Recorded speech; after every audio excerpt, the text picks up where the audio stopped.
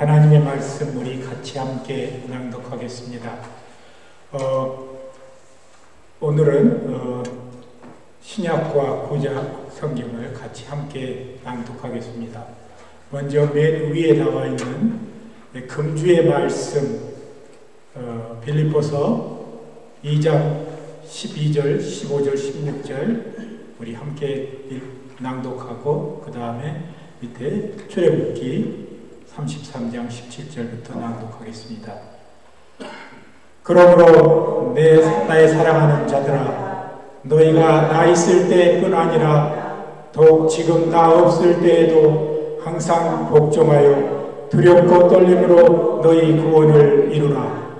이는 너희가 흠이 없고 순전하여 어그러지고 거스리는 세대 가운데서 하나님의 흠없는 자녀로 세상에서 그들 가운데 빛들로 나타내며 생명의 말씀을 밝혀 나의 다름질도 헛되지 아니하고 수고도 헛되지 아니하므로 그리스도의 날에 나로 자랑할 것이 있게 하려 함이라. 또 출애굽기 33장 17절부터 여호와께서 모세에게 이르시되 너의 말하는 이 일도 내가 하리니 너는 내 목전에 은총을 얻어 입었고 내가 이름으로도 너를 알미니라. 모세가 가로되 원컨대 주의 영광을 내게 보이소서. 여호와께서 가라사대 내가 나의 모든 선한 형상을 내 앞으로 지나게 하고 여호와의 이름을 내 앞에 반포하리라. 나는 은혜 줄 자에게 은혜를 주고 긍휼히 여길 자에게 긍휼을 베푸느니라. 가라사 내가 내 얼굴을 보지 못하리니 나를 보고 살 자가 없음이니라. 여호와께서 가라사대 보라, 내 곁에 한 곳이 있으니 너는 그 반석 위에 섰으라. 내 영광이 지날 때 내가 너를 반석 틈에 두고 내가 지나도록 내 손으로 너를 덮었다가 손을 거두리니 내가 내 등을 볼 것이요 얼굴은 보지 못하리라. 아멘. 이 시간에 우리 특송 찬양 혼자 걷지 않을 거예요. 찬양 드리겠습니다.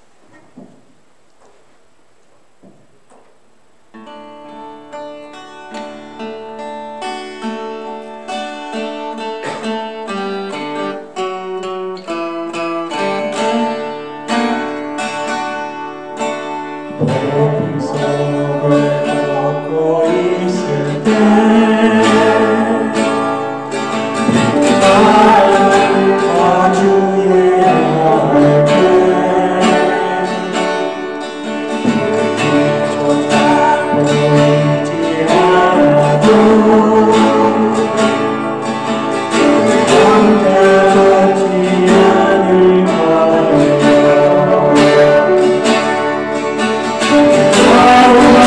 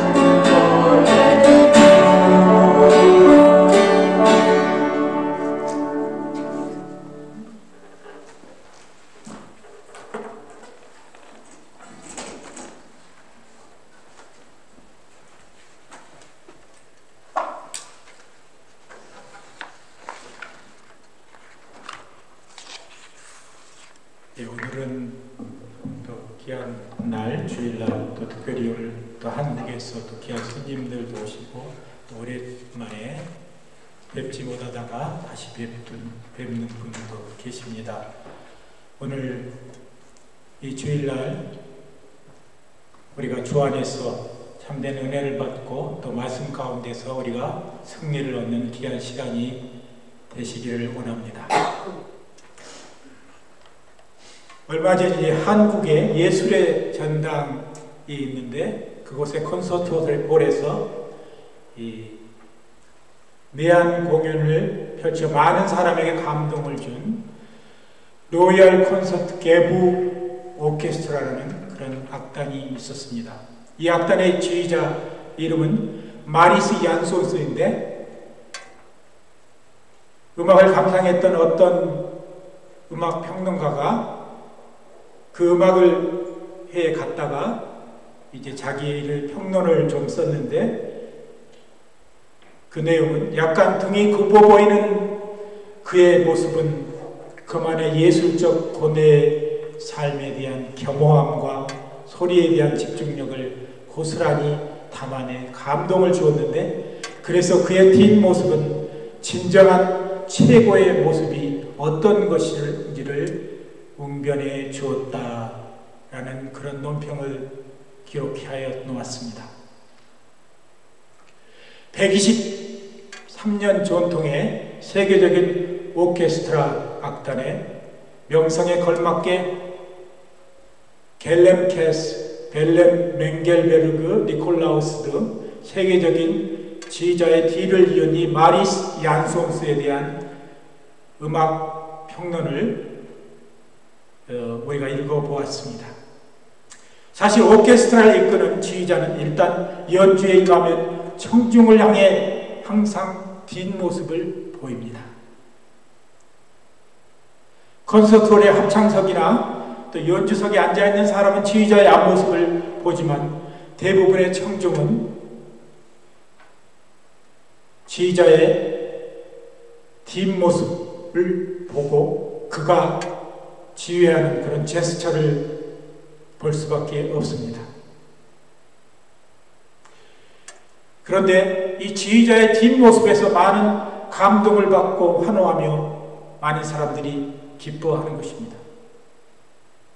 그 지휘자가 컨덕터라고 그러는데 인도하면서 그의 손끝의 모습과 박자에 따라서 많은 악기 연주자들이 함께 아름다운 화음과 또 놀라운 그런 음악을 연출하는 것입니다.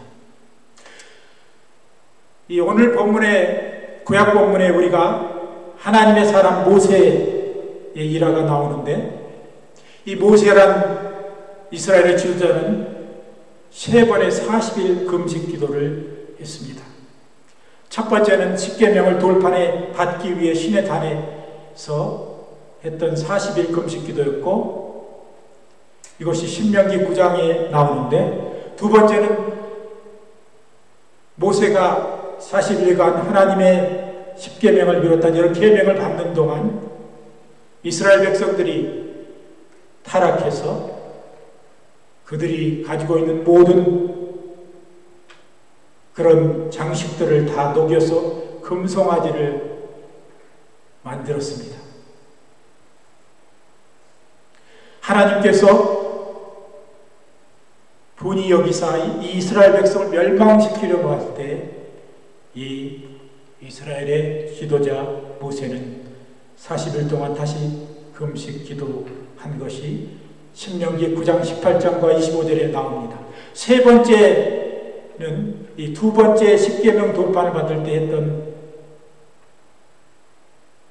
금식 기도를 다시 그렇게 기도한 것이 세 번째 금식 기도입니다.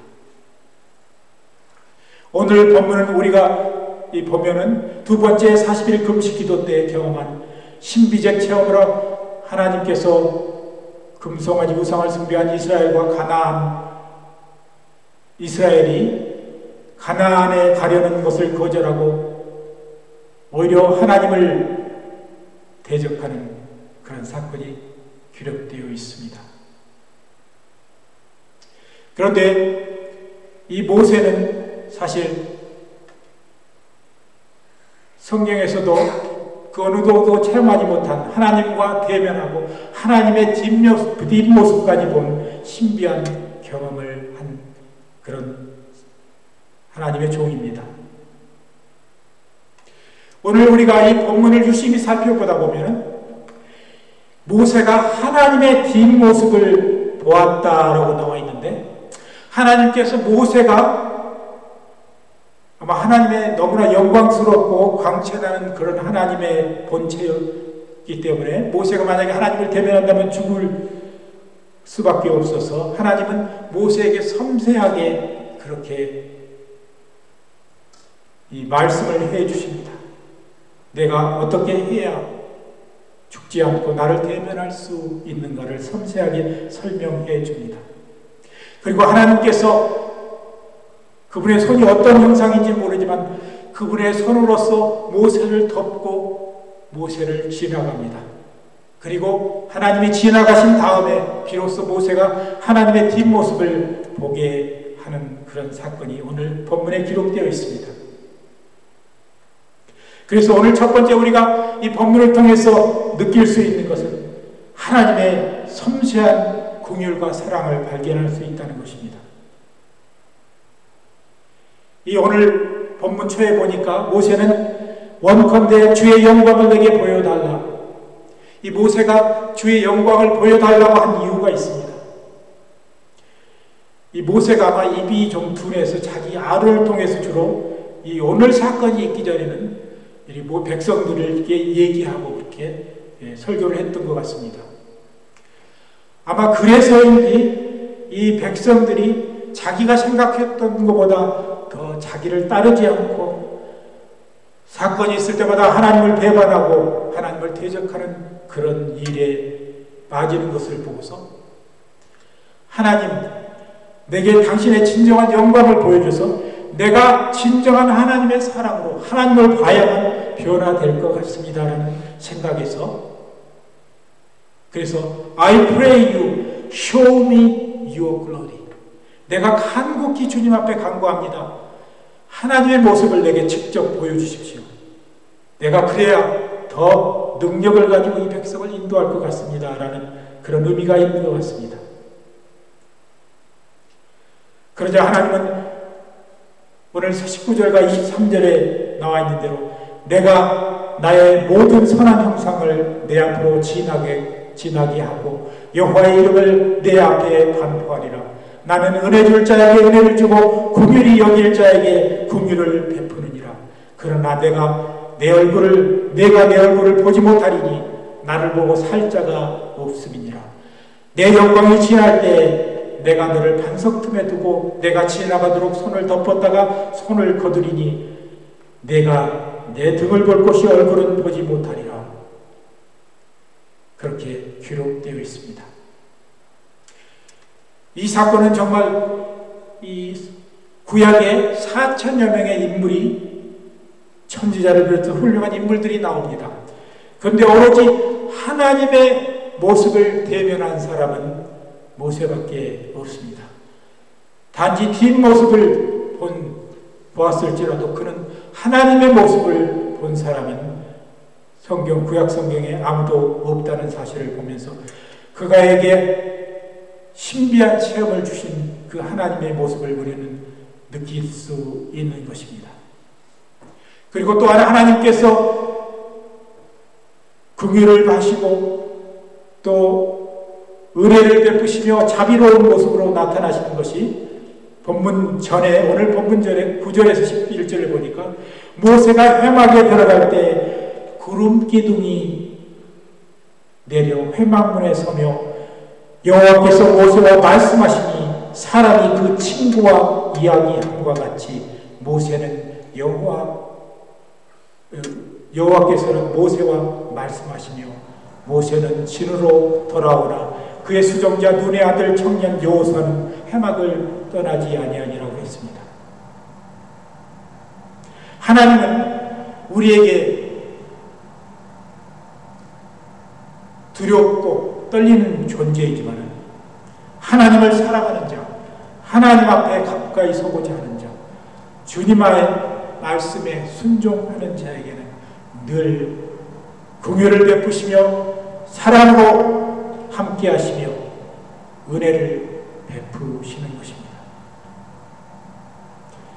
오늘 특별히 여호수아는 이제 후에 이스라엘 지도자가 되지만 그는 이미 모세가 있는 그 회막 안에 지내서 여호와의 이 종 모세의 수정을 들었던 그런 사실을 우리는 발견할 수 있습니다. 두 번째, 오늘 본문을 통해서 우리가 반사적으로 우리가 깨닫게 되는 그런 내용이 주제가 있습니다. 그것은 우리가 하나님의 뒷모습을 오늘 본문 속에서 보았는데, 과연 그 하나님을 믿고 그 말씀대로 순종하며 그의 백성인 우리의 신앙 안에서의 뒷모습은 과연 어떠한 모습인지 우리는 늘 생각해 보아야 합니다. 오늘날 많은 사람들이 하나님 앞에서 찬양하고 기도하고 또 말씀 보고 앞의 모습은 영광스럽게 영화스럽게 살아갑니다. 그러나 그가 뒤돌아서 간 그 뒷모습이 얼마나 아름답게 보이는지 우리는 생각해 보아야 합니다. 한 예화가 있습니다. 일본의 서예가이자 시인인 아이다 마스오가 그의 스승 디케이 데소에게 들어서 평생 동안 마음에 새기고 있던 말이 있는데, 그 말은 명명자선하고 있는 사람이나 경건하게 기도하고 있는 사람의 등을 보면 그 사람이 지닌 역량의 정도를 가늠할 수 있다. 뒷모습이 충실한 사람이야말로 제대로 된 사람이다. 무대 배우든 누구든 명배우라 불리는 사람들은 모두 뒷모습에 충실했다. 뒷모습이란 자신은 의식할 수 없기에 있는 그들의 모습이고 고스란히 드러나기 마련이다 라고 했답니다. 앞에 얼굴로서 말할 수 없어도 뒷모습은 그의 진실을 표현할 수 있다고 했습니다. 아마도 그래서 이 아이다 마스오는 이 말을 좌우명처럼 평생을 여기고 충실하게 삶을 살았다고 합니다. 사람에게 안 보이는 것 같고 감추어진 것 같지만 사람의 뒷모습은 누구에게나 보입니다. 저도 늘 때때로 이 나의 뒷모습에 대해서 생각해 볼 때가 있습니다. 또 저도 저희 부모님들의 뒷모습을 바라보면서 인생의 역경 속에서 부딪히고 그렇게 힘들게 살아왔던 그런 모습들을 발견할 수 있습니다.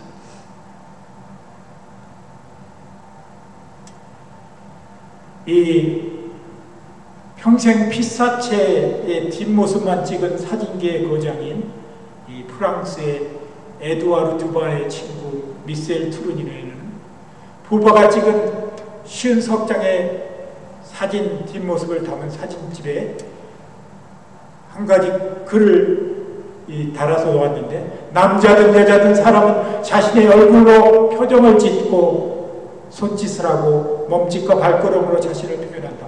모든 것이 다 정면에 나타나 있다. 그렇지만 그 사람의 이면과 뒤쪽, 등 뒤쪽에 있는 모습이 그 사람의 진실이다 라고 했습니다.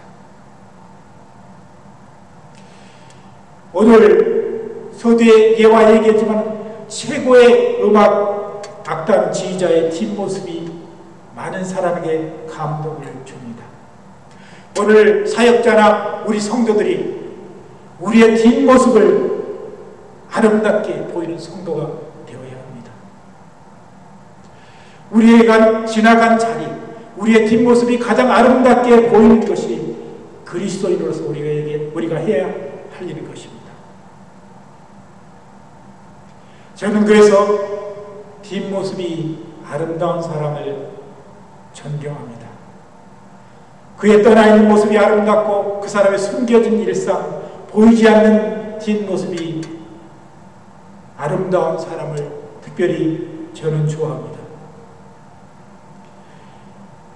있을 때 잘하는 것 같고 아주 영광스럽게 무슨 일을 하는 것 같지만 그 사람이 지나간 자리에 허무함이 느끼고 그 사람이 우리에게 주었던 인상이 그렇게 좋지 못하는 경우가 있음을 우리는 늘 발견하게 되는 것입니다.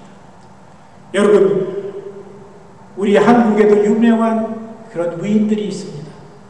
그분들은 후세에 아름다운 평가를 듣습니다. 이것은 그 사람의 뒷모습이 아름답기 때문이라는 사실을 우리는 알아야 합니다. 우리 모두는 그렇게 아름다운 뒷모습을 갖는 성도가 되어야 하는 것입니다. 오늘 우리가 신약 본문에 읽은 이 빌립보서를 기록한 사도 바울, 그의 뒷모습은 정말 아름다운 사람이었습니다. 윌리엄 브레데가 예수가 없으면 기독교가 없었고 사도 바울이 없었으면 교회가 없었다고 선언했습니다. 그는 그가 가는 곳마다 자기의 영광을 위해서 교회를 세우는 것이 아니라 또 다른 사람, 또 하나의 나이가 그곳을 치리하고 하나님의 종으로서 살아갈 수 있도록 아름답게 준비를 하고 또 다른 곳에 선교 여행을 떠났습니다. 오늘 우리가 잠시 읽은 본문에 보니까 그러므로 내 사랑하는 자들아 너희가 나 있을 때뿐만 아니라 더욱 지금 나 없을 때에도 항상 복종하여 두렵고 떨림으로 너희 구원을 이루라 권면합니다. 특별히 15절 16절은 너희가 흠이 없고 순전하여 어그러지고 거스리는 세대 가운데서 하나님의 흠없는 자녀로 세상에서 그들 가운데 빛들로 나타나며 생명의 말씀을 밝혀 나의 다름질이 헛되지 아니하고 수고도 헛되지 아니하므로 그리스도의 날에 내가 자랑할 것이 있게 하려 합니다. 우리가 지금 보이고 있는 그런 삶이 더 중요하지 않습니다. 모든 날 우리가 하나님 앞에서 우리의 뒷모습을